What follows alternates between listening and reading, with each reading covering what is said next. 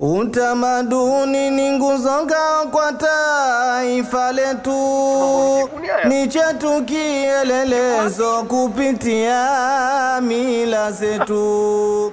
Utamaduni ni chanzo vilivyo vyetu. Njoo!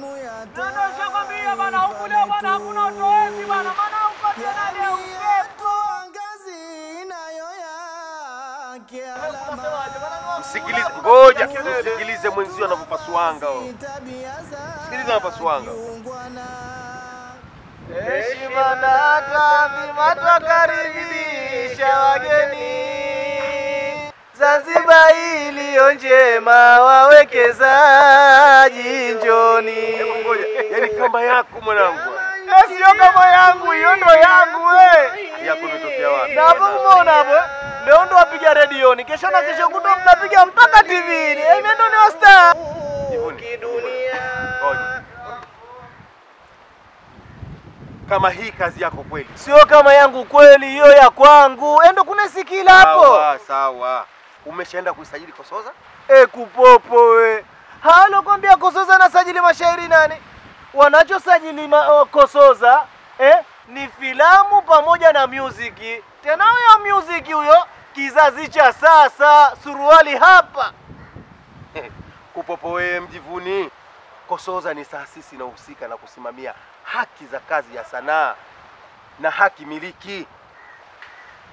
Mkiwe mwenyewe watunzi wa mashairi pamoja na vitabu. Sasa libakia ni jukumu la kwako wewe kwenda kusajili kazi yako ili ukaweza kulindiwa haki yako. Na si kulindiwa haki yako tu, pia kupatiwa fursa ya kukusanywa mirabaha. Mwisho wa siku ugawaji wa mirabaha hiyo inakurudia wewe mwenyewe. Hayo mirasaba ndo nini? Sio mirasaba mjivuni. Mirabaha.